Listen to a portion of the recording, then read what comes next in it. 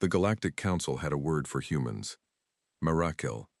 It did not translate cleanly. The closest the human linguists could manage was something between myth-dwellers and the ones who tell themselves stories. The Veth used it the way old Earth people used naive. The Sorelian Compact used it the way people used fool. The Droon, who were the oldest spacefaring species in the known galaxy and had seen 1,000 civilizations rise and burn down to carbon, used it the way a tired professor uses the word student. It was not meant kindly. It was not meant cruelly either. That was the thing humans never fully understood about the Council species. They were not cruel. They were simply done. Done with hope. Done with surprise. Done with the long, expensive project of believing things could be different from how they had always been. The galaxy, they said, was what it was. The strong ate. The weak negotiated. The wise did both, depending on the season. Humans had been admitted to the Galactic Council on a probationary basis 43 years ago, after first contact near Jupiter's fourth moon. The Veth survey ship had been mapping the outer system, cataloging dead rocks, when their long-range sensors picked up something strange. A signal, repeating, mathematical. Not the signal of a species reaching out. The signal of a species that had already been talking to itself for decades and hadn't noticed anyone was listening. The Veth captain, a lean, silver-skinned being named Tessivar, had listened to the signal for 6 hours before calling her crew together. "They're broadcasting," she said. "Broadcasting what?" asked her navigator. "Everything. Music, arguments, news reports, entertainment. A program where they compete to cook food for judges." The crew was quiet. "They're broadcasting it into open space," Tessivar continued, "without encryption, without targeting, just into space, in case someone is listening." More quiet. "That is," her weapons officer said carefully, "either the most optimistic thing I have ever heard, or the most reckless." "With humans," Tessivar said, after a pause that would become famous in Council diplomatic history, "I suspect it is both." The first formal meeting between human representatives and the Galactic Council took place on a neutral station in the outer belt. Humanity sent 3 people: a diplomat named Carla Ewan, a physicist named Dr. Rajan Mehta, and, because no one on the selection committee could agree on the 3rd seat, a retired soldier named Gus Harker, who had apparently impressed someone important at some point and hadn't stopped trading on it since. The Council sent 47 representatives from 32 species. The ratio was not accidental. Carla Ewan noticed. She was the kind of woman who noticed everything and wrote nothing down because she didn't need to. She stood in the great circular chamber of the meeting hall, looked at 47 alien faces, arranged in a perfect arc above the small human delegation, and thought, "They want us to feel small." She felt it. She also filed it away and smiled. The Droon elder who spoke first was named Orith Velsen, and she had been alive for 900 years, which in Droon terms meant she was middle-aged and somewhat impatient. She looked at the 3 humans the way a geologist looks at an interesting but ultimately unremarkable rock formation. "You are new," Orith Velsen said. Her translator rendered it in flat, affectless English. "You have achieved basic interstellar capability. You have not yet destroyed yourselves. This is, statistically, notable."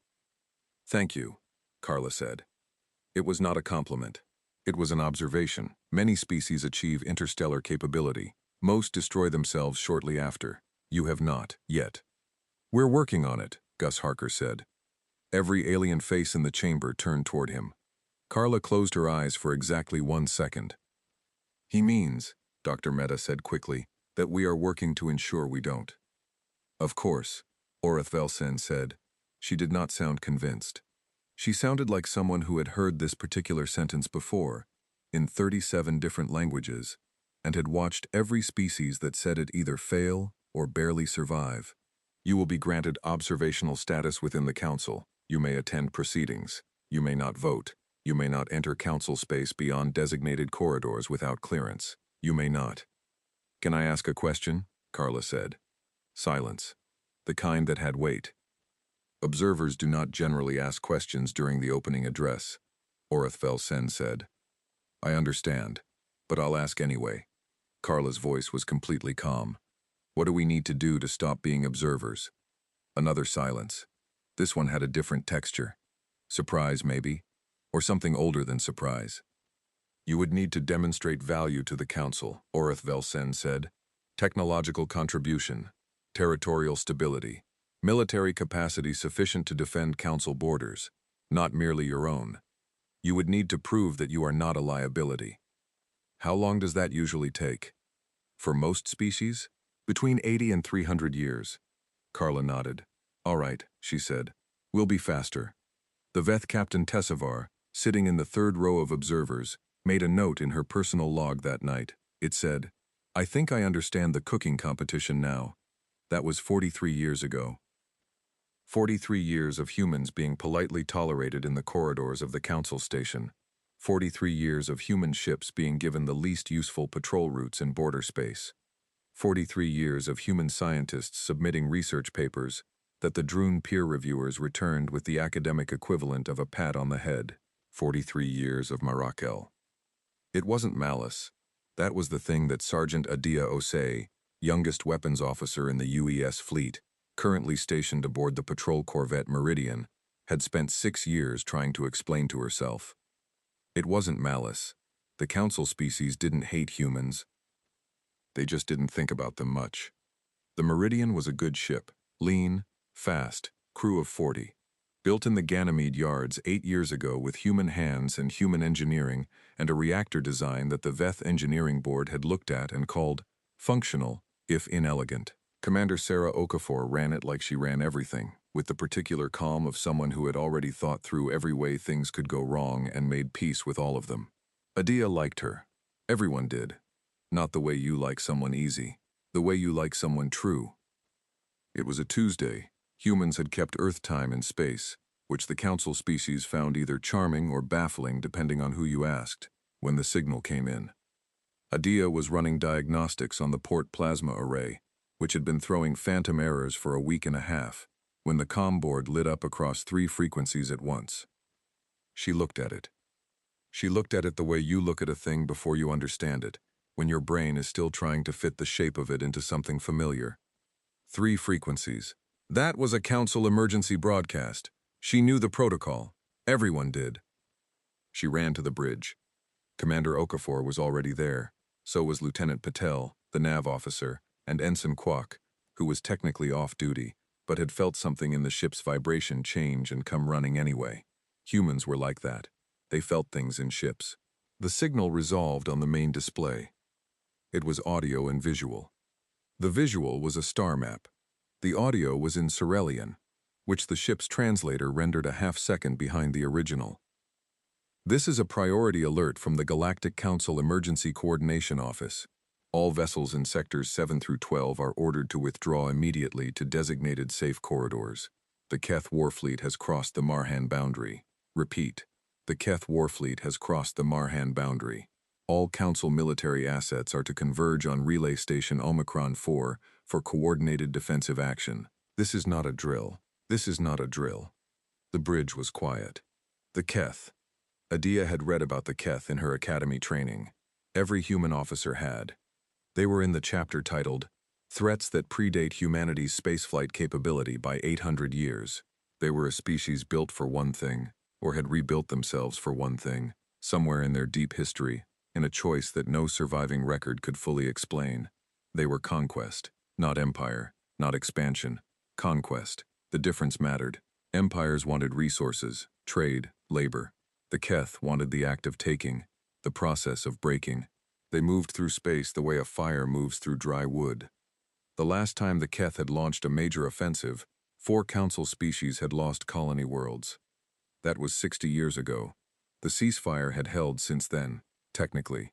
Technically. Where is Relay Station Omicron 4? Commander Okafor asked. Sector 9, Lieutenant Patel said. 14 hours at maximum burn. And where are we now? Sector 9. But, Patel paused. Commander, we're 3 hours from Omicron 4. We might be the closest Council allied vessel to the engagement zone. Okafor looked at the star map. The Keth fleet signature on the display was not small. It was a cluster of contacts so dense it looked, for a moment, like a debris field. Then the scale markers loaded, and Adia's stomach understood what her eyes had already seen. 40 ships, maybe more, with signal scatter. The Meridian was one ship, a patrol corvette, designed for interdiction, search and rescue, customs enforcement. They're heading for Omicron 4, Adia said. She hadn't meant to say it out loud. It came out quiet. If they reach it before the Council fleet assembles. The relay station coordinates the defensive grid for this entire sector, Okafor said. If it falls, 6 inhabited systems lose their early warning capability. She was still looking at the display. Her face was still calm. How many people on Omicron 4? 312, Kwok said. He'd pulled it up already. 312. Against 40 Keth warships. The Council emergency protocol was clear. Vessels below a certain combat rating, and the Meridian was well below that rating, were to withdraw to safe corridors. This was policy. This was written down. This was what observers did. Stayed out of the way. Did not create incidents.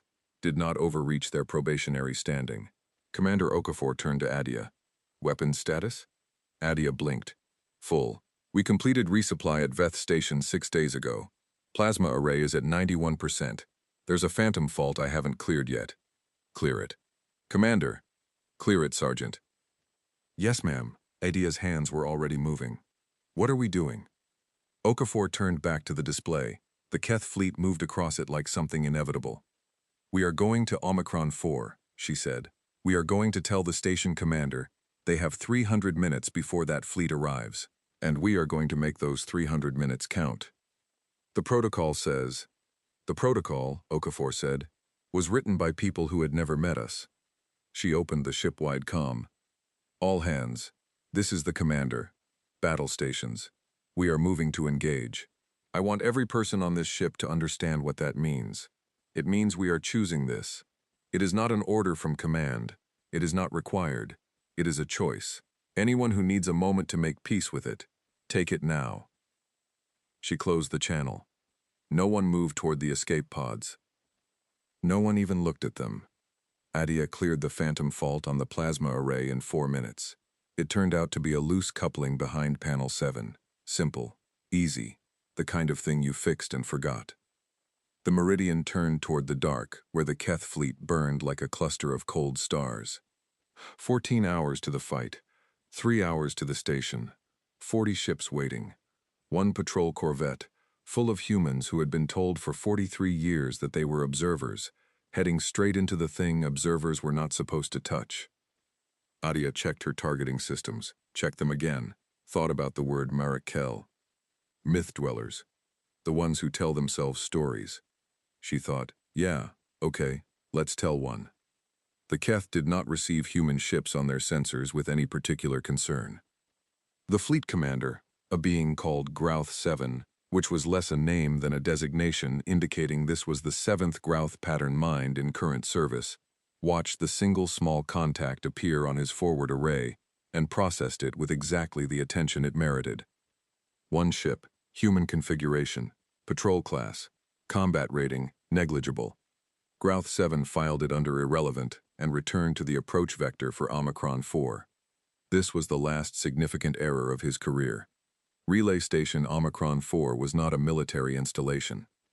That was the important thing, the thing that most of the Council emergency briefings glossed over with the bureaucratic smoothness of people who found uncomfortable facts easier to manage when they were buried in the middle of long documents. It was a relay station. It relayed signals. It had 2 docking arms, a small operations crew, a cafeteria that served 4 kinds of food badly, and a defensive grid designed to handle exactly the kind of threats a relay station in a quiet sector was expected to handle. Smugglers, debris strikes, equipment malfunctions, the occasional dead ship that needed to be pushed out of the traffic lane. It was not designed to handle 40 Keth warships. Station Commander Vethrisol, a Veth officer with 17 years of quiet postings and 0 combat experience, which was considered a point in her favor during the assignment process, received the Council emergency broadcast at the same time everyone else did. She stood in the operations center and looked at her display and felt the particular kind of terror that comes not from the thing that is happening, but from the complete and total absence of anything in your experience that has prepared you for it. She had 312 people on her station. She had a defensive grid rated for light engagements. She had, according to the transit log, 0 Allied vessels within 14 hours. She opened a channel to her security chief, a gruff Cerellian named Breath, and said, "Options." Breath looked at her with the expression of someone who had already done the math and found it cruel. "We can begin evacuation. The personnel transports can move 200 people in the first wave.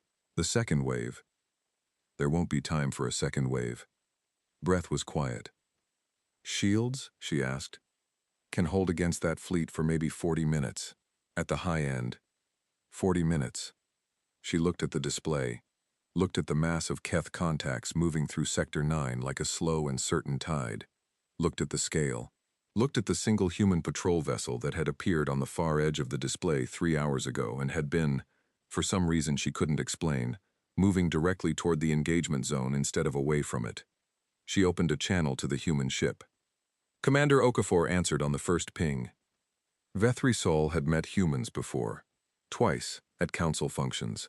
They had seemed like the others, earnest in a way that felt slightly exhausting, prone to asking questions that more experienced species had long since stopped asking, carrying around a general air of enthusiasm that the older civilizations had learned was either charming or dangerous, or both. This human did not look enthusiastic. She looked like someone who had already decided something and was now simply executing the decision.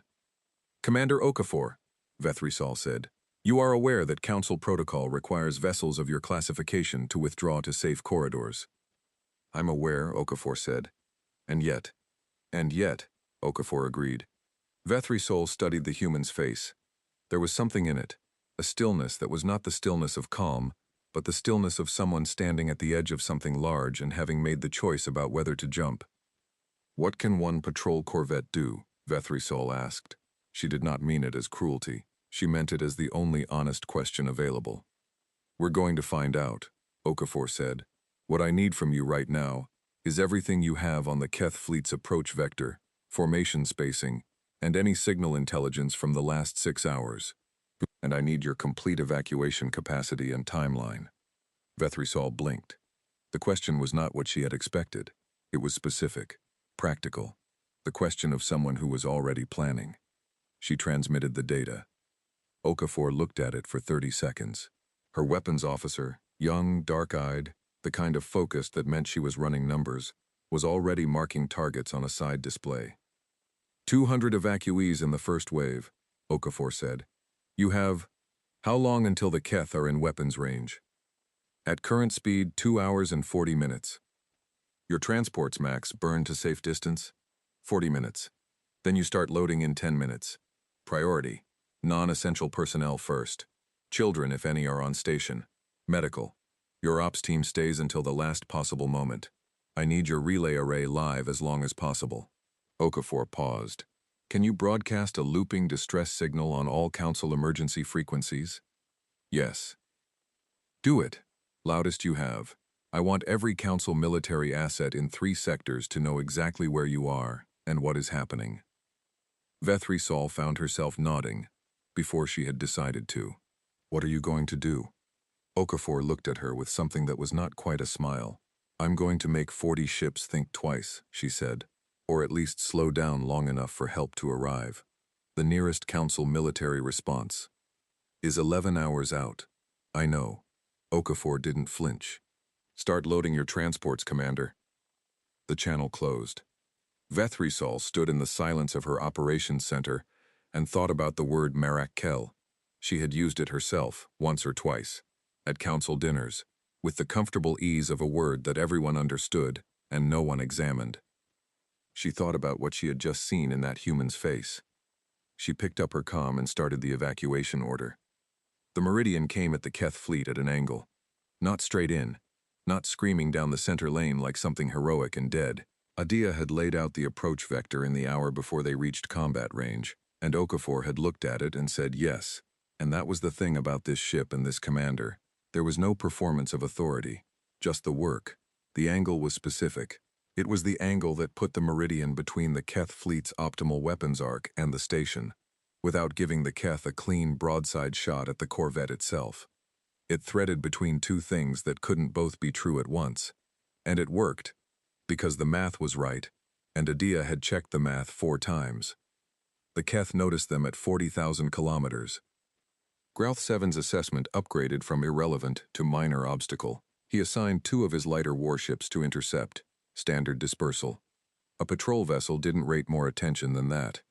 The 2 Keth intercept ships were fast, smaller than Keth warships usually ran, built for exactly this, running down light contacts before they became problems. The Meridian did not run. "They're expecting us to bolt," Adia said.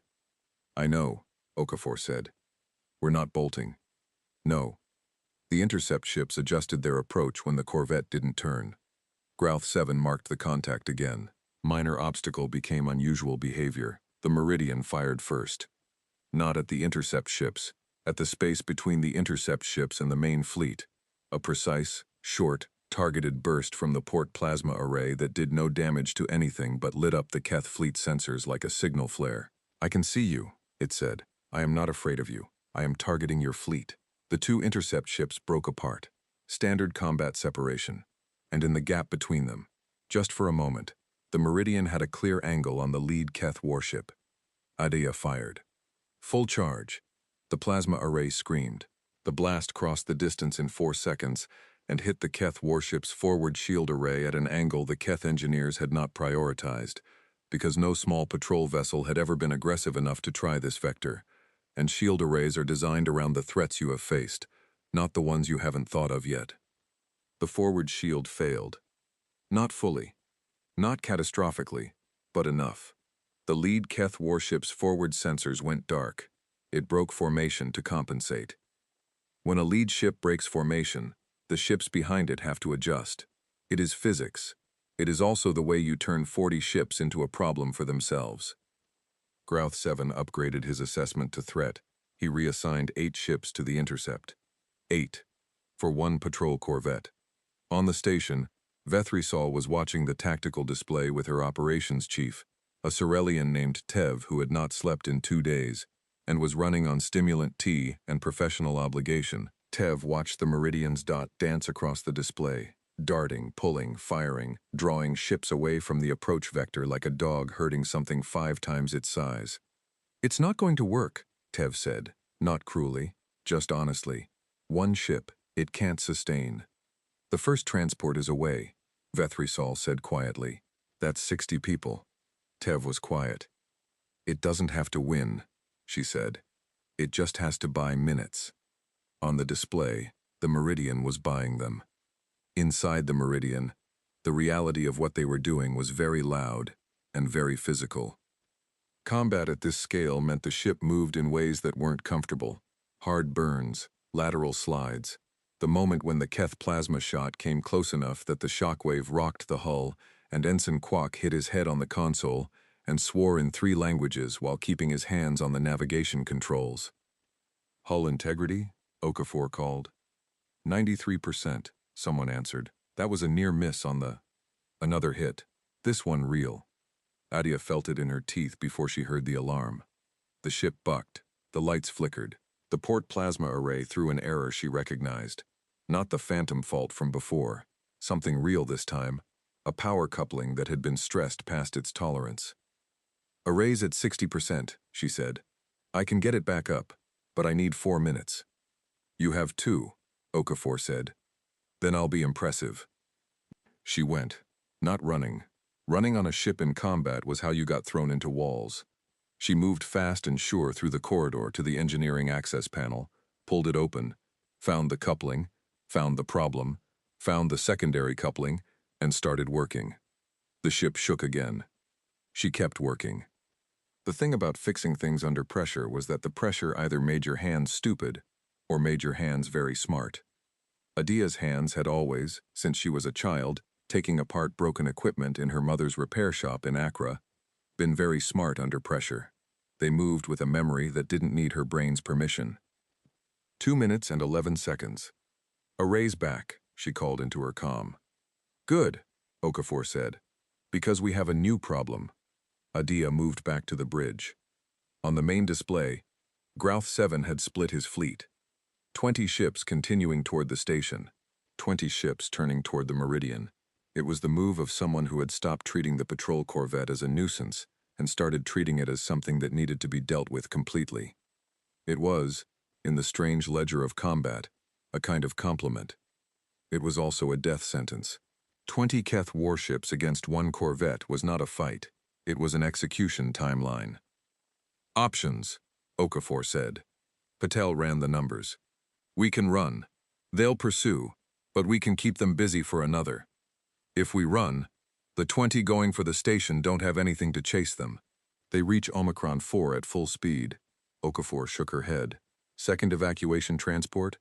Loaded and ready, Kwok said. Station is saying another 30 minutes before it can launch. Mechanical issue with the docking arm release. 30 minutes. 20 Keth warships incoming. We stay, Okafor said. No one argued. Adia looked at her weapons board. 60% on the array. Full missile complement. 16 ship-to-ship missiles, not designed for targets this large but capable of being annoying, which at this point was the goal. ECM suite full. A handful of other tricks that weren't in the standard armament catalog but were in the Meridians because Commander Okafor had, over 6 years, developed a habit of requesting equipment that technically wasn't on the standard loadout list and had never once been told no, possibly because no one had expected her to actually need any of it. The decoy array, Adia said. Okafor looked at her. We have 6 decoy drones. They're rated for short-range sensor spoofing. They make us look like 6 ships to anything that isn't doing tight beam scanning. Adia pulled up the specs.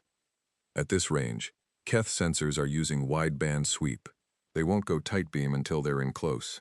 6 drones, Okafor said, against 20 ships.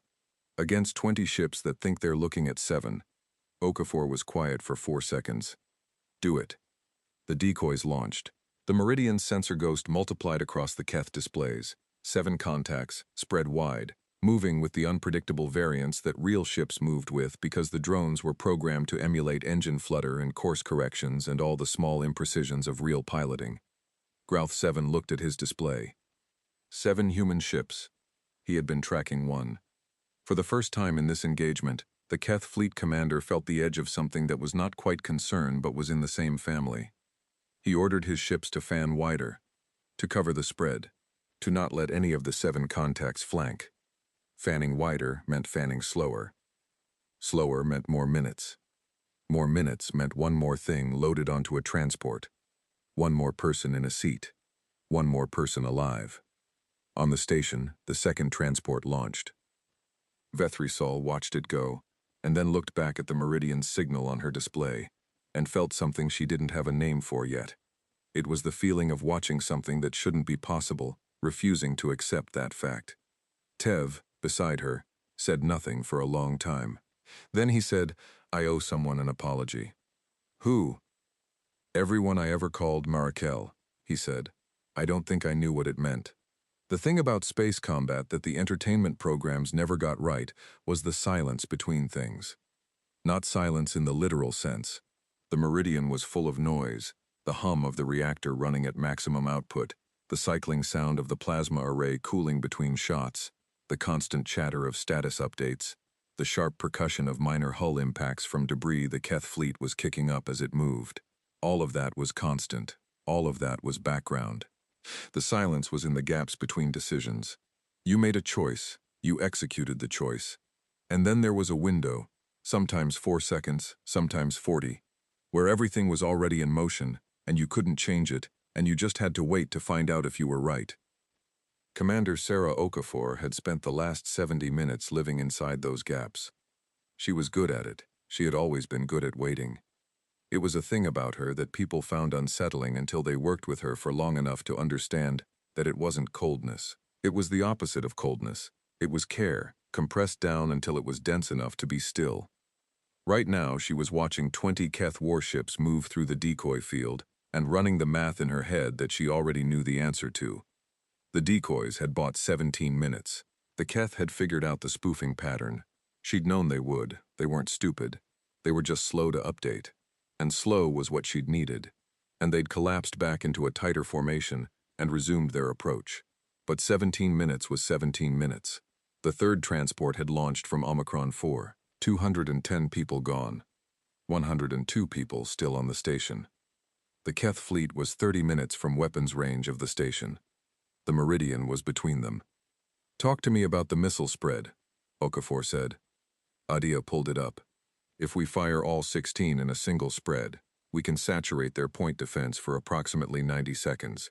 During that 90 seconds, they'll be too busy shooting down missiles to shoot at us with any kind of accuracy. What do we do with 90 seconds? We close the distance. We get inside their formation." Patel looked over from navigation. "Inside their formation?" "Their warships are built for long-range combat," Adia said. "Their close-quarters weapons are lighter, shorter range. If we're inside their formation, they can't bring their main guns to bear without hitting each other." Patel absorbed this. "We'd be in the middle of 20 Keth warships. Yes. We'd have no room to maneuver. We'd have no need to. If they want to shoot us, they have to maneuver. And if they maneuver badly, they create crossfire problems." Wadia's voice was steady. Not because she wasn't scared. Because the math was what it was, and pretending otherwise didn't help the math. "It's a bad idea. It's just the least bad idea available." Okafor looked at her for a moment. "You did the numbers on this." "I did the numbers on everything," Adia said. "That was the best one." "What's our survival probability?" Adia was quiet for exactly the right amount of time, not performing hesitation, just being honest about what the honesty cost her. "Meaningfully non-zero," she said. Okafor turned back to the display. "Fire the spread," she said, "then take us in." The missile spread was a noise and a light on the Keth sensors that demanded immediate response. 16 missiles were not enough to threaten a Keth warship. The Keth point defense systems were designed to handle salvos from capital ships. Hundreds of projectiles, waves of fire. 16 missiles was a minor annoyance in the arithmetic of Keth warfare. But the Keth were methodical. They were systematic. They had protocols, and their protocols said that incoming weapons got shot down before you looked at anything else. It was good practice. It had served them across 800 years of conquest. So for 91 seconds, every Keth point defense battery was firing. The Meridian moved. It moved fast, faster than a Corvette had any business moving. Because Quoc was burning the main drive, at 112% of rated output, which was technically fine because the rated output had a safety margin built in that Okafor had quietly noted 6 years ago and had been quietly aware of ever since. 40,000 kilometers became 20,000, 20 became 10, 10 became 2. The Keth saw what was happening. Grouth 7 saw what was happening and felt something very unusual, a sensation his species called Valgreth, which translated roughly as encountering a thing that should not be possible and finding it is. He ordered his ships to break formation. He ordered weapons to switch targets. 6 different Keth captains gave 6 different orders in the same 4-second window. 2 of them contradicted each other. One Keth warship turned into the path of another Keth warship. The collision was glancing, both ships' shields held, but both ships lost speed and their weapon systems cycled down for 2 seconds as the power rerouted. The Meridian was inside the formation. It was not comfortable. The Keth ships surrounded them at distances that, on the tactical display, looked like being inside a closing fist. Adia fired the plasma array in 3-second bursts, rotating targets, not trying to destroy anything, just keeping every nearby Keth captain uncertain about which direction the next shot was coming from. Moving targets didn't shoot back as accurately. Uncertain captains didn't coordinate as smoothly. A Keth shot hit the Meridian's starboard shield. Hull integrity dropped to 78%. Another hit, 69. "Engine room is reporting overheat on the secondary drive," someone called out. "Keep it running," Okafor said. "Commander, at this output, keep it running." 69% hull integrity, inside a formation of 20 Keth warships. 17 crew members were running damage control across 5 different decks. Ensign Quoc was holding the ship in a microdrift pattern that shouldn't have been possible in this traffic density, weaving between the positions of ships 3 times the Meridian's size. He'd grown up doing this. Not in warships. In the fishing boat lanes off the Korean coast, where his grandfather had taught him to thread between freighters and tankers in a small traditional boat without getting run over. The principle was the same. The scale was different. The fear was identical. Adia fired again, hit a Keth weapons array. The ship it belonged to pulled back. One ship pulling back created a gap. A gap gave Kwok room to move. Room to move meant Adia had new angles. The math was ugly, but it wasn't zero. It was not zero. On the station, the fourth transport was loading. Vethrisol had stopped looking at the transport count and started watching the tactical display with the kind of focus that had nothing practical in it anymore. The practical things were being handled. Her people were working. The evacuation was moving. She was watching because she couldn't stop watching. The meridian signal was inside the Keth formation, a single small point surrounded by 20 larger points. Moving, still firing. Tev stood beside her. He had long since stopped pretending to do anything except watch. "How are they doing that?" he asked. Not rhetorically. He genuinely did not understand. "I don't know," Vethrisol said. "They should be dead." "I know." "No, I mean..." Tev struggled with something. He was Sorelian, which meant he was precise, which meant he had difficulty with things that didn't fit his precision. "I've reviewed combat logs for 100 engagements in my career. I know what one vessel against 20 looks like. It looks like a brief entry in an after-action report. It does not look like this." Vethrisol said nothing. "What are they doing that is different?" Tev asked. Vethrisol looked at the display, at the meridian signal still moving inside that ring of enemies, still alive, 38 minutes into what should have been a 2-minute encounter at most. "I think," she said slowly, "they decided the math was wrong." "The math isn't wrong." "Their math is different," she said. "We calculate what we're likely to survive. I think they calculate what they're willing to lose." Tev stared at her. "It's not the same thing," she said. He looked back at the display. "No," he said finally. "It isn't." The message came at the 40-minute mark. Not from command, not from the council, from the Keth. Grouth 7 opened a channel to the meridian on a broad spectrum hail. His translator worked across most council languages. He had not expected to need it for this engagement. Okafor answered. Grouth 7 looked at the human on his screen. She looked back at him. Neither of them seemed interested in performing anything. "You are one ship," Grouth 7 said. "Yes," Okafor said. "Your damage is significant. You cannot sustain your current engagement." "Probably not," she agreed. "Why are you still here?" Okafor tilted her head. "Just slightly. How many ships do you have left on the station approach vector?" A pause.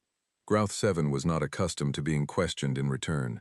He processed the question and then, because he was not, whatever else he was, stupid, he chose honesty. 12, he said. He had pulled 8 back to deal with the meridian. Then 12. Then 16. Now he had 4 ships. 4. Still heading for the station. And 20 minutes ago he had realized that the math was changing in ways he hadn't anticipated. "Your station raid requires a certain force minimum to be effective," Okafor said. 4 ships isn't your minimum." Grouth 7 was quiet. "My people are not going to stop," Okafor said. "You can destroy this ship, probably, with what it's going to cost you. And then you'll have 4 ships left, and a station that has been evacuating for..." She checked. 53 minutes. "There won't be enough people left on that station to justify what you've spent today." "You are telling me to withdraw," Grouth 7 said. "I'm telling you the math," she said. Grouth 7 looked at this human, at this one ship, still moving inside his formation, still firing, still burning its engine past safe limits, crewed by 40 people, who should have been dead 30 minutes ago. He thought about Valgrith. He thought about what it meant to encounter a thing that should not be possible. "If I withdraw today," he said, "we will come back." "I know," Okafor said. "Bring more ships." She closed the channel. Ayaya looked at her commander and said nothing, which was the right choice. Okafor turned back to the display. "Keep formation pressure. Don't give them room to reinforce the station approach." "Yes, ma'am." The Keth fleet did not withdraw. Not immediately. Grouth 7 was not the kind of commander who made decisions in emotion. He watched his formation, He watched his damage reports. He watched the 4 ships heading toward the station, which now showed, according to the relay station's own broadcast, an 80% evacuated personnel status. He did the math. The math was the math. At the 51-minute mark, the 4 station approach ships turned back. At the 54-minute mark, the main fleet began to disengage. Not routed, not broken. Choosing. The difference mattered, and Grouth 7 was careful to ensure the withdrawal looked like a choice, because a choice could be explained, and an explanation could preserve something. The Meridian let them go. Okafor did not pursue. She had no illusions about what pursuit would accomplish, and she wasn't interested in winning stories. She was interested in the station. Hull integrity? She asked. 51%, came the answer. Casualties. 3 wounded. Ensign Marcus has a broken arm. He was in the port corridor when we took that hit at the 30-minute mark. Ko and Ose. The voice paused. Adia's fine. She's still at the weapons board. I can hear you, Adia said, without turning around. I'm fine. Heading? Kwok asked. Omicron 4, Okafor said. Let's see who's left. Vethrisol was on the station when the Meridian docked. She had stayed. She had put herself on the last group, the ops crew, as the Meridian had told her, the essential people who kept the systems running until the last possible moment. There were 22 of them left. The 4th transport had taken everyone else. The Keth had withdrawn. The station was intact. She stood in the docking bay and watched the Meridian's airlock open and Commander Okafor walk out with the particular gait of someone who was extremely tired and was not going to let that be visible in anything except the slight stiffness around the eyes. Vethrisol had prepared something to say, something formal, something appropriate. She had been trying to find the right words for the last 20 minutes. She abandoned them when she saw the commander's face. Instead, she said, 290 people. Okafor looked at her. That's how many made it out, Vethrisol said.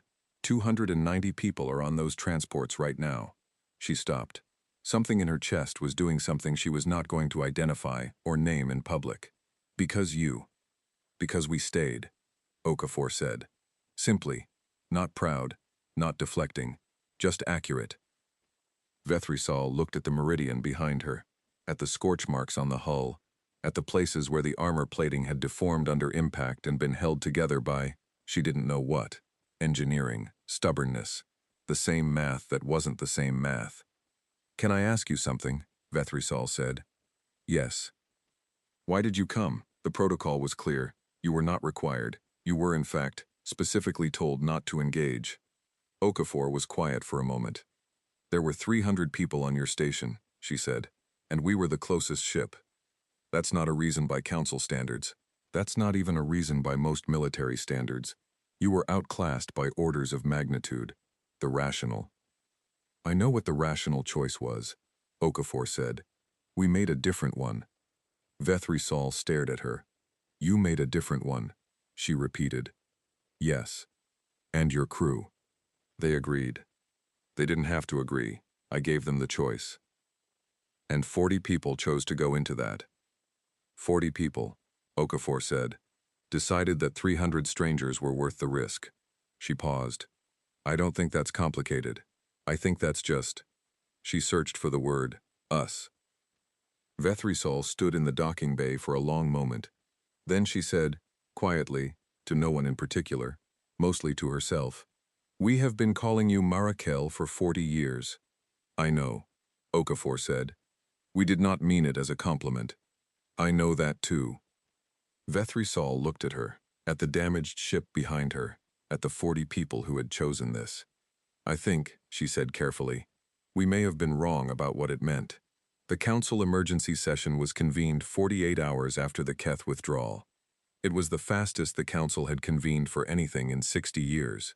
The previous record had been set by the Marhan incident, which had resulted in the current Keth ceasefire, and had also, incidentally, been the last time anyone had seriously tested what happened when you pushed the Keth hard enough that they decided pulling back was better than continuing. Humans had now done that. With one ship. The session chamber was different from normal council sessions, which were themselves already overwhelming.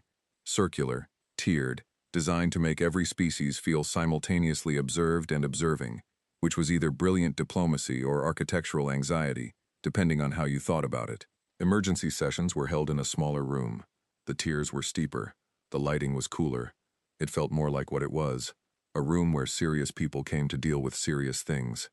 Commander Sarah Okafor attended as a witness. She had been transported to Council Station from Omicron 4 in a Veth shuttle.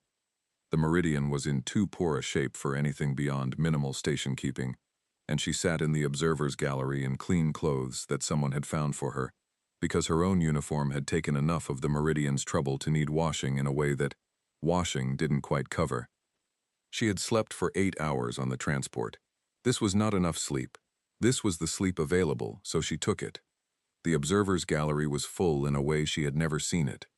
Usually the human section of the observer gallery held 2 or 3 diplomatic staff, politely present and carefully invisible. Today it held the full human diplomatic mission, 6 people, plus every human crew member from the Meridian who could walk. They sat in their section and looked at the chamber and said nothing.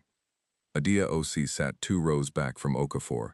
Her arm was in a temporary brace, not Marcus's broken arm. Marcus was still on medical rest, but Adia had taken a knock to her forearm against the weapons console during one of the harder impacts that she had not mentioned to anyone, including medical, until after the Keth withdrew, at which point the medic had given her a look that contained an entire lecture, and she had accepted it without comment. The council session opened with the standard Droon invocation, which was 900 years old and took 4 minutes, and was in a Droon dialect that most universal translators handled poorly. Then Orath Velsen, who was still the Droon elder and was therefore still in the chair, called the session to order. The council notes the actions of the UES Meridian in Sector 9, Orath Velsen said. We note that these actions were taken in direct contravention of Council Emergency Protocol for vessels of the Meridian's classification. We note that these actions resulted in the withdrawal of a Keth offensive fleet. We note that 290 people who would otherwise be dead or captured are alive. We are here to determine the appropriate response. She looked up from her notes. She looked at the human section of the observer gallery. Commander Okafor, she said, you may address the council. Okafor walked to the speaker's floor. She did not prepare herself visibly. She did not arrange her face or straighten her posture, or do any of the things that people who are performing confidence do when they want to look confident. She just walked there and stood there. I broke the protocol, she said. I want to say that clearly, because I understand you're going to have to decide what to do about that, and you should make that decision based on accurate information. I violated the Emergency Response Directive for vessels of my class. I did so intentionally, after reading the directive.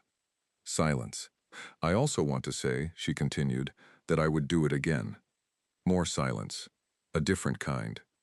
Not because I don't respect the Council's procedures. I do. They exist for good reasons. But those procedures were written assuming a specific thing about how humans respond to certain situations, and I think that assumption was wrong. Orath Velsen looked at her. What assumption? That we would calculate survival probability and act accordingly, Okafor said. The protocol assumes that a small vessel in an impossible situation will prioritize its own survival. It's a reasonable assumption for most cases. For us, she paused. Not for drama, because she was choosing words carefully. We were taught, a long time ago, that there are things worth dying for. Not in an abstract way, in a specific way. 300 people on a station was specific enough. The chamber was very quiet. I'm not saying we're better than other species, Okafor said. I don't think that. I think we just calculate things differently sometimes. What looks like a 0 to someone else looks like a small positive number to us, and small positive numbers are worth trying. She stopped speaking.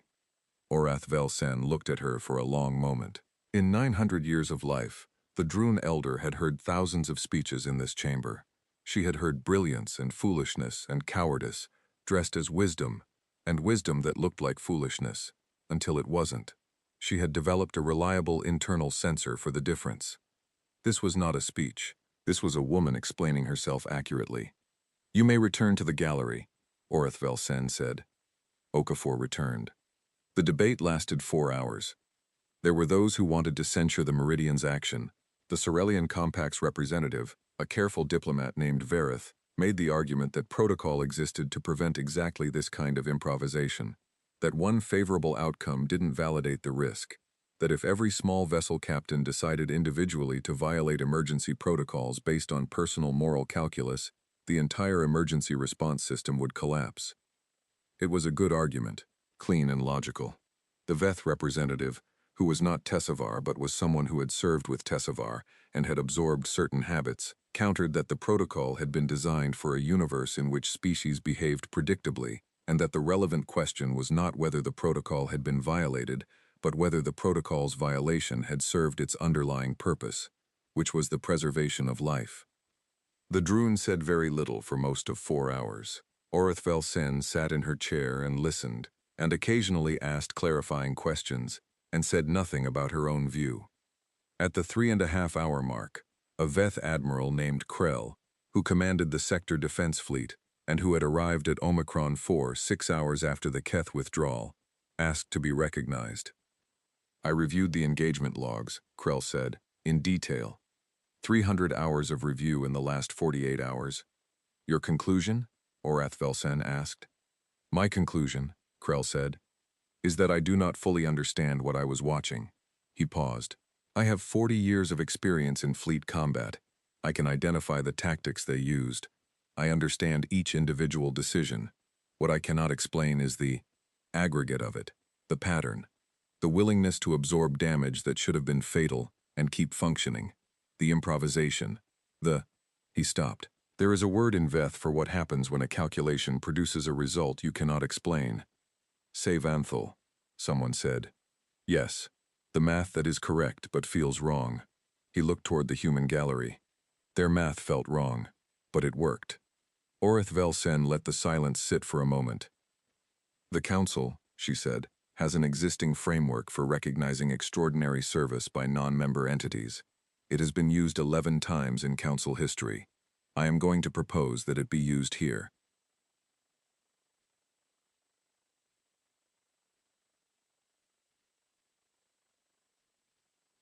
The recognition ceremony was small by Council standards, which meant it was enormous by human standards. Adia Ose stood at the edge of the formal reception area after the official part was done and watched alien dignitaries from 30 species navigate the space around the human delegation. The reception had that specific texture of events where important things had just happened, and everyone was still working out what to feel about them. A Veth diplomat came to stand beside her. Young for a Veth, probably only 40 or 50. He looked at the room the way someone looks at a thing they expected to understand and found they didn't. Can I ask you something? He said. His translator gave him good English, almost accent-free, with a slight flattening of certain vowels. Sure, Adia said.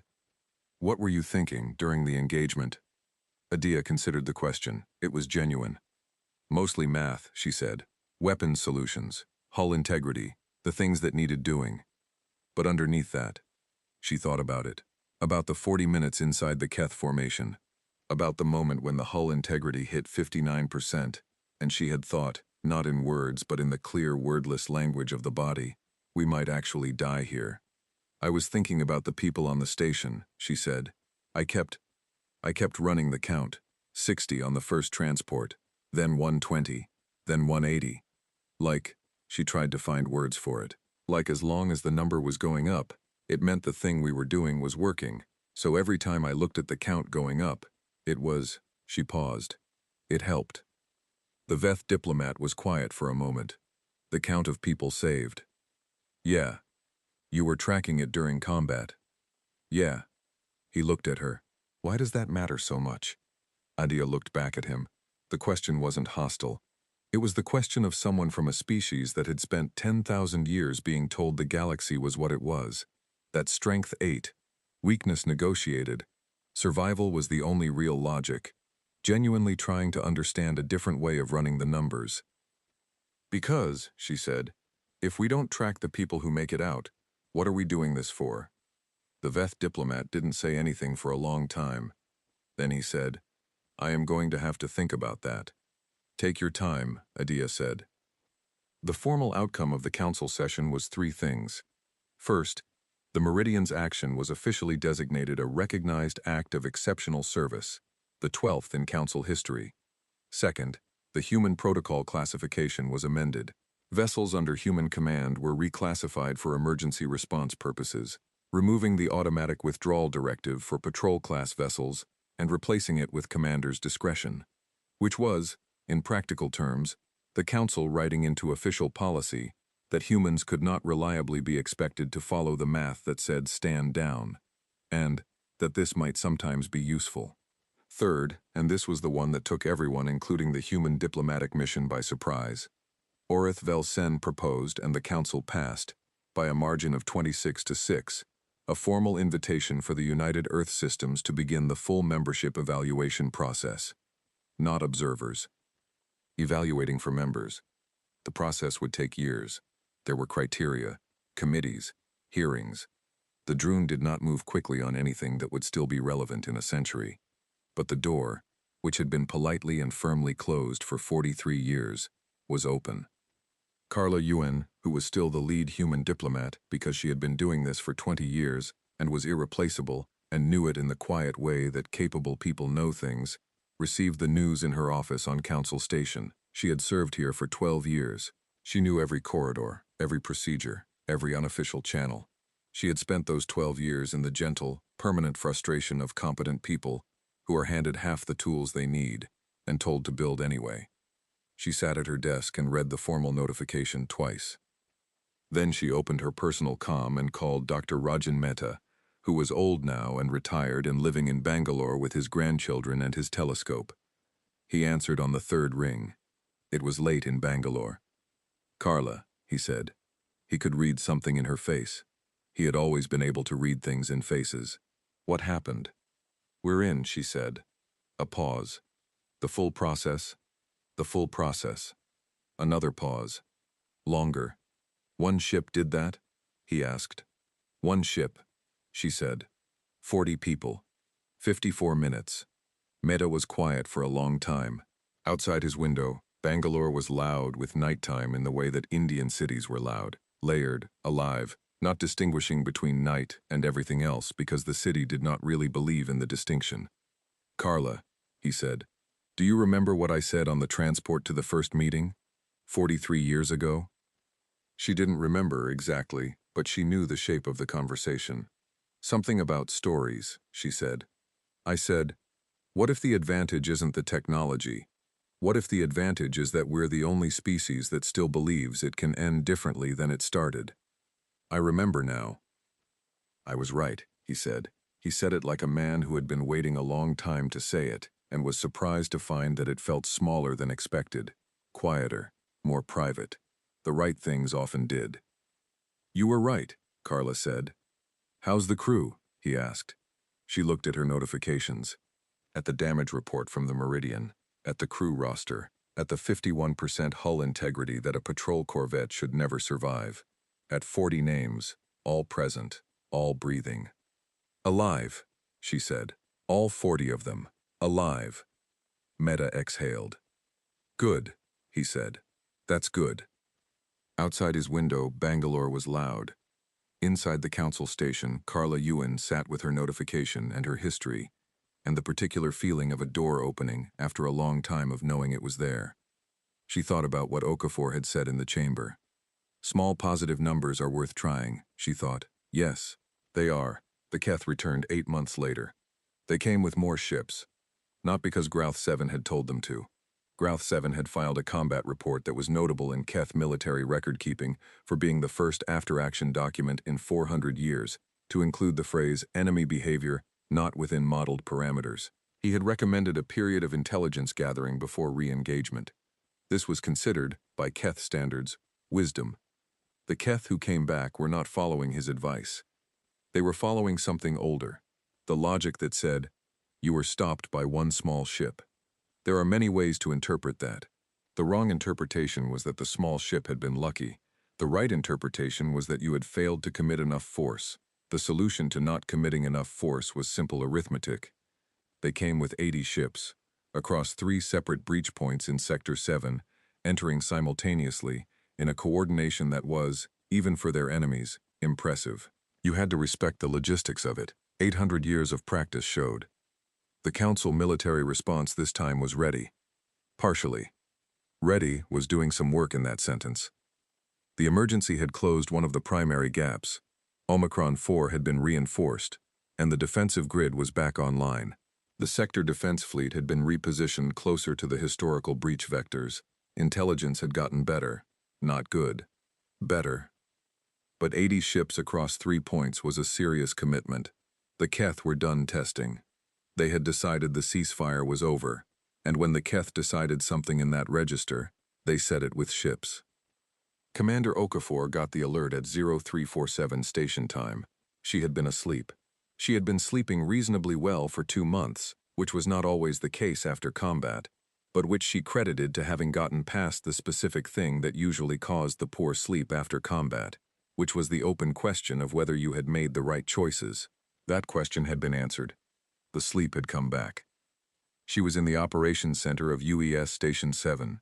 She had been posted there during the Meridian's repair period, a 3-month assignment to sector coordination that she had expected to find frustrating and had instead found useful. When the breach alerts came in. 3 points, simultaneous. She looked at the display the way she looked at all displays, which was with the specific attention of someone who wasn't looking at the display but through it at the thing the display represented. "Get me Admiral Krell," she said. Admiral Krell was Veth. He commanded the sector defense fleet. He was 62 years old, which for a Veth was vigorous middle age, and he had the particular gravitas of someone who had spent 40 years doing the hardest things the job required, without ever appearing to be working hard at them. He had reviewed the Meridian engagement logs 300 hours after the fact. He had said so in the council session. He had not, at that point, mentioned everything those 300 hours of review had produced, because the council session had not been the right venue. He thought about it a lot, though. He thought about the moment in the logs when the Meridian fired all 16 missiles in one spread, and then drove directly into the Keth formation. He had analyzed that decision 14 times. Each time, the analysis came back the same way. It was the correct choice given the information available, the constraints on the ship, and the goal. It was correct. What he couldn't model was the decision process that produced it. His own tactical training, and the training of every Veth officer he had ever worked with, was built on what you call sequential risk assessment. You evaluated threats, calculated survival probability, assigned resources proportional to probability of success. It was a good system. It had kept the Veth fleet effective for 800 years. The Meridian had done something else. He had spent 300 hours trying to name it, and had settled, finally, on this. They had decided the outcome first, and then worked backward to find out how to get there. They had said those people will be alive and then figured out what that required, instead of saying here is what is likely possible and optimizing within that. It was a subtle difference.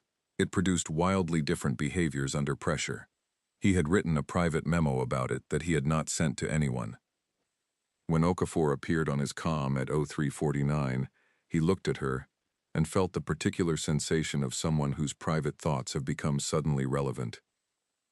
"Admiral," Okafor said, 3 breach points. "I see them. 80 ships. I see them. You're splitting your fleet to respond. That is standard doctrine for a 3-point incursion." "I know," she said. "I want to talk about the middle breach point." Krell looked at his display. The middle breach point, Sector 7.2, was the central prong of the Keth offensive, and it was pointed directly at the Droon colony world of Severtal Osh. 18 ships through that breach point. The Droon were not a military species. They were the oldest, the most philosophically developed, the most respected. They were not fighters. They were thinkers. "What about it?" Krell asked. "The Droon colony is the real target," Okafor said. "The other 2 breach points are pressure. They're designed to divide your fleet response. The middle point is where they're going." Krell had reached the same conclusion 90 seconds ago. "Yes." "How long until your main fleet elements can reach point 2? 47 minutes at maximum burn. And the Keth? 28 minutes to weapons range of the colony." Krell said nothing. The math was clear and brutal. "I need 3 things," Okafor said. "I need the Meridian, which is at 94% operational as of yesterday's report. I need authorization to take her to Point 2 ahead of the main fleet, and I need you to send me everything you have on the Keth formation at Point 2. Spacing, approach vector, shield harmonics if intelligence has them. Krell looked at her. The Meridian is a corvette, he said. I know what the Meridian is. 18 Keth warships. 8 months ago it was 20. Krell was quiet for a long moment. Last time, he said carefully, you had a station to protect and people to evacuate. You had a defined objective and a time horizon. What is your objective this time? Buy you 20 minutes, she said. Long enough for your fleet to get there. 20 minutes against 18 Keth warships. I've been thinking about this for 8 months, Okafor said. I've run simulations. I've looked at the Keth approach patterns from last time, from the historical engagement logs, from everything your intelligence division shared with us during the review process. I have a plan. Krell looked at her. He thought about his memo that he had not sent to anyone, about the difference between deciding what is likely possible and deciding what the outcome will be. He thought about what Adia Ose had told the young diplomat at the reception. As long as the number was going up, it meant the thing we were doing was working. Send me the plan, he said. She sent it in 40 seconds. He read it in 3 minutes. It was not the plan of someone who had calculated survival probability. It was the plan of someone who had decided 18 Keth warships were going to be too busy and too confused and too concerned with the small, bright, angry thing in front of them to reach a colony world for 20 minutes, and had then worked backward from that decision to find every available tool for making it true. The math said it was possible. The math also said it was barely possible. He sent the authorization. The Meridian launched from Station 7 at 0407. Okafor had her crew at battle stations before the authorization cleared. This was technically a procedural violation. She would deal with that later. Adia Ose was at the weapons board. Her arm was fully healed. She had spent the 3 months of the Meridian's repair running simulations on the station's combat training systems, which were better than the ship's own systems, and had developed 7 new targeting solutions for close formation combat against larger vessels. She had written them up and submitted them to the Human Naval Engineering Board, who had thanked her very politely, and she was fairly sure had not read them yet. She had them memorized. Kwok was at navigation. He had spent the repair period visiting his grandfather in Korea for 2 weeks, and then returning and promptly getting into an argument with the station's senior navigator about approach vector efficiency that had, by the time it was resolved, resulted in Kwok being invited to co-author a paper on high-density traffic navigation, which he had agreed to, and then forgotten about because things had gotten busy. The crew of the Meridian came back to their ship with the specific comfort of people returning to something they already knew how to be. 18 ships, Kwok said, looking at the display. Last time it was 20. Last time we had more missiles, Adia said. We only got restocked to 12. Details. I like details. The Meridian crossed into Sector 7 at 0441. What happened next took 22 minutes.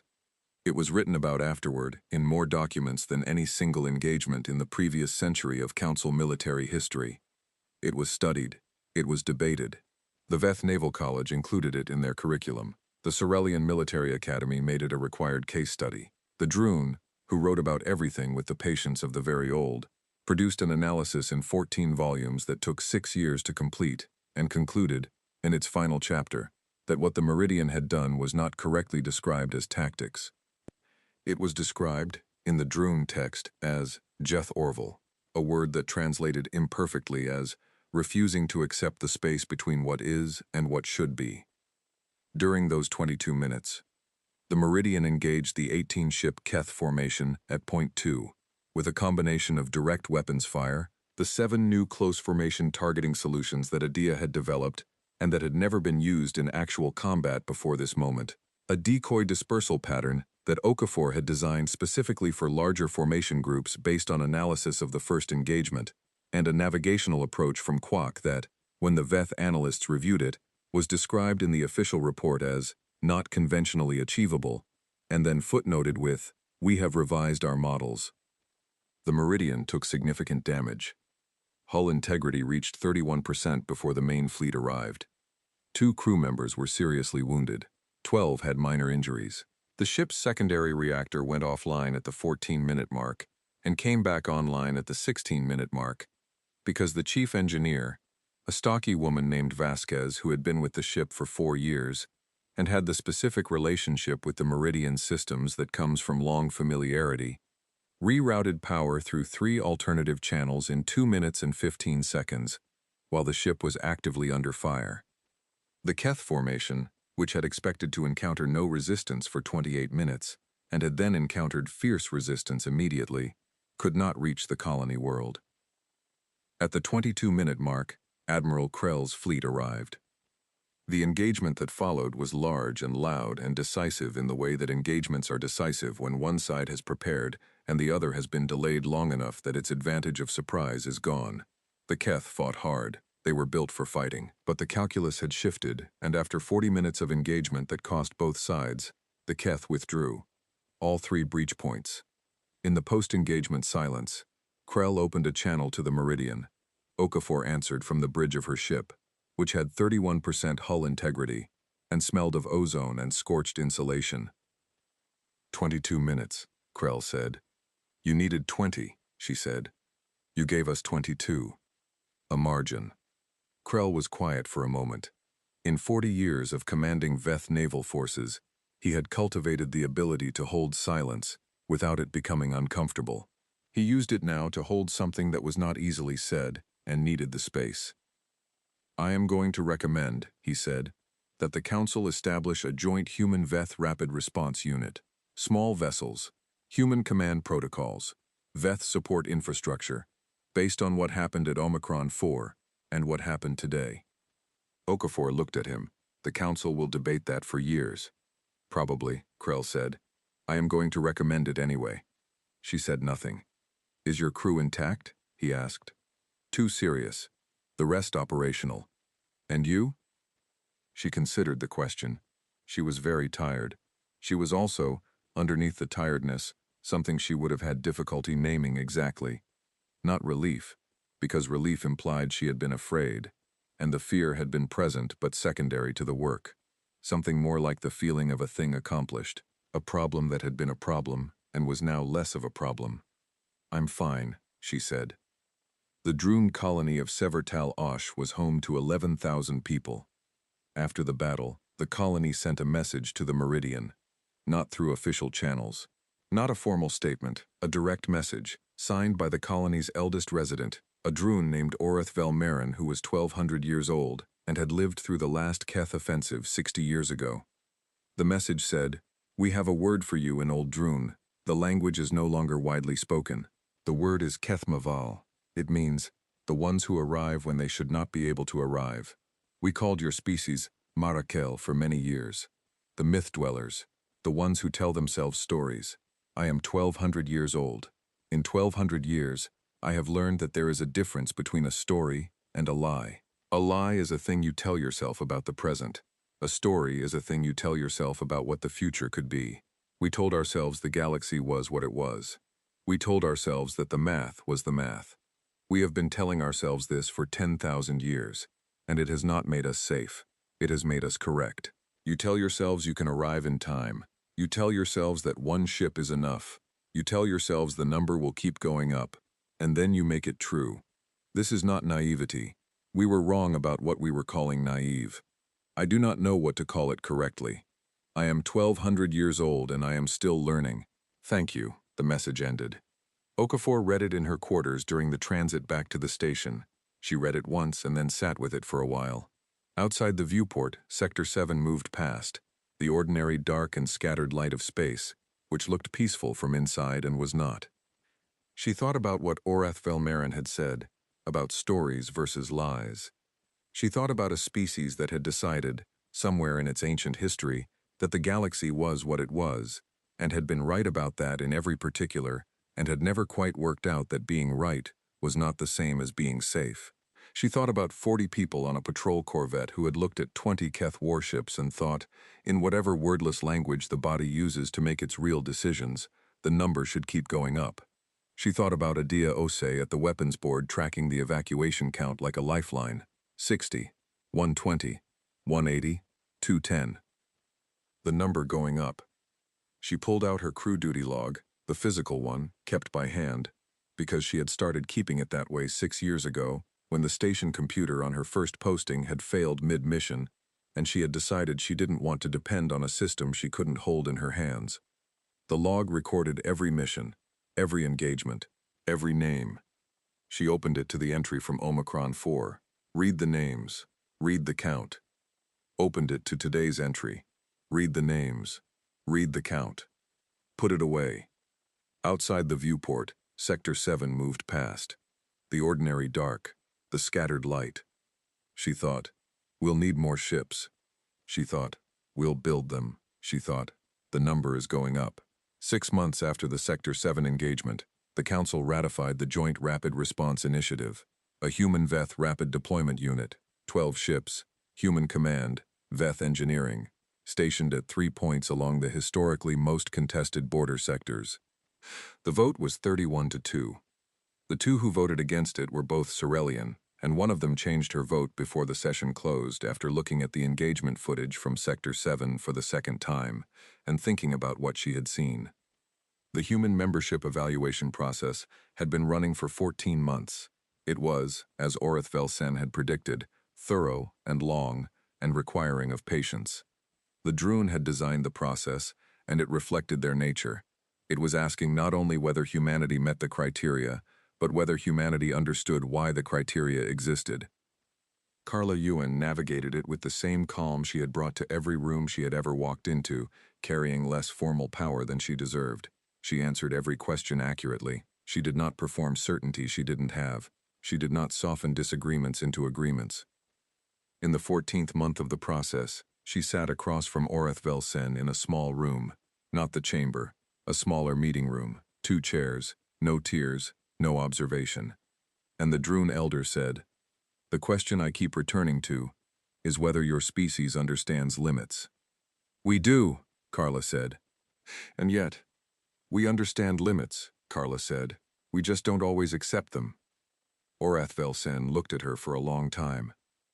"There is a council saying," the elder said, "the galaxy is what it is. We have been saying it for 10,000 years. "I know," Carla said. "And you disagree." "I think the galaxy is what it becomes," Carla said, "which is partly what it is, and partly what we decide to do with it." Orith Velsen was quiet. Orith Velsen was quiet. "You have been calling us myth dwellers," Carla said. "I used to want to correct that. Now I think, maybe you were right. We do live in our stories about what's possible. The difference is, we then go and check whether the story was true. And when it isn't, we tell a better one." The Droon elder looked at her for a very long time. Then she said, in Old Droon, a word that no translator rendered. She saw Carla's expression and said, "It means, the ones who build the thing they were told they couldn't." Carla didn't say anything. "We have been watching you for 44 years, Orith Velsen said. "In that time you have done 4 things that our models said were impossible. Not unlikely. Impossible." She paused. "We may need to revise our models." "We'd be happy to help," Carla said. Orith Velsen made a sound that might have been, in a 900-year-old Droon, the closest thing to a laugh. "Yes," she said. "I imagine you would." The full membership vote was held on a Thursday. Humans had kept Earth time in space for 44 years. The Council had never officially acknowledged this, but every session had been scheduled, for 44 years, to avoid conflicts with certain recurring human time markers. The fact that this vote happened on a Thursday was not meaningful. It felt meaningful. Carla Ewan sat in the human section of the chamber. Behind her sat every member of the human diplomatic mission. Behind them, in the expanded observer gallery, sat more humans than had ever been in this room at one time. Crew members, officers, scientists, engineers, who had come to the station for various reasons over the years, and had heard the date and found reasons to still be there. In the second row, Sergeant Adia Osei sat with her crew. The Meridian was in dock. She had 3 days of leave. She had spent most of it in the observer gallery following the membership proceedings in the same way she tracked everything that mattered, which was attentively and without fidgeting. Kwok was beside her. He had brought food, which was technically not allowed in the observer gallery, which he was technically aware of, which did not appear to be altering his behavior. Commander Okafor was not in the gallery. She was in the docking bay. She had spent the morning going over the Meridian's latest repair report. There were 16 items on the list, and she was working through them in order of operational priority. Not because she didn't care about the vote, but because the vote would happen the same way whether she watched it or not, and the repair list wouldn't fix itself. At 1100 station time, her comm pinged. She looked at it. The message was from Carla Yuen. It was 2 words, "We're in." Okafor read it once. She looked at the repair list, looked at item 7, a secondary guidance relay that had been throwing intermittent faults since the Sector 7 engagement. She looked at item 7 for a while. Then she put the repair list down, sat on a crate in the docking bay with the Meridian behind her, and let the 2 words be the 2 words they were. We're in. 44 years. 1 ship. Twice. And all the small impossible math that had been running since Tessevar heard a species broadcasting its music into open space, in case someone was listening. In case someone was listening. They had been. She sat in the docking bay for 12 minutes. The Meridian was quiet around her, the way ships are quiet in dock. Settled, patient. The deep mechanical rest of a thing that has worked hard and will work hard again. She thought about the 40 people who had been on this ship when they drove into 20 Keth warships. She thought about the 290 people on the transports from Omicron 4. She thought about 11,000 people on a Droon colony world who had not known, during 22 minutes of combat they couldn't see, that a patrol corvette was between them and the Keth. She thought about what it meant to tell a story. Not a lie about the present, a story about what the future could be. And then she picked up the repair list and went back to item 7, because the Meridian had work to do. The galaxy was what it became. Time to get back to work.